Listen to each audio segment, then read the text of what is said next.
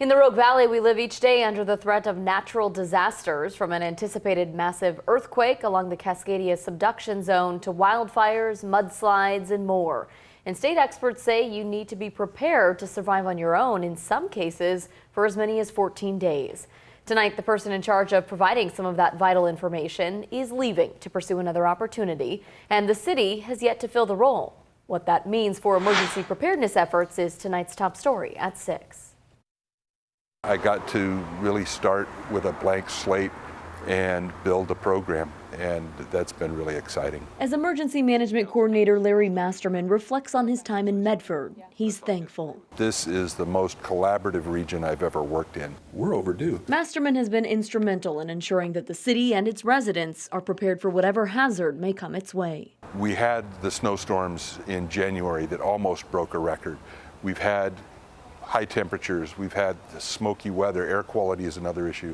So the smoke from the fires has been a nagging issue. And of course the big one, the item that's most likely to give us hundreds or thousands of casualties is that big Cascadia earthquake. His function is critical. Medford resident and Professor Emeritus Eric Dittmer says Masterman's expertise and commitment to public outreach has been crucial, and a gap in his position could be detrimental. What if we had a real emergency, and a lot of people are saying when we have a real emergency, maybe in our lifetime, how would you react effectively without an emergency management program? That's a scenario Medford Fire Rescue Chief Brian Fish acknowledges could become a reality for the city any minute of any day. Obviously, the headlines of the last few weeks around the country, things happen.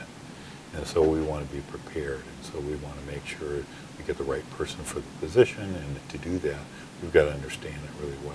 Fish says right now they're learning all they can before posting the job, and the future of the position will ultimately be decided by he and the city manager.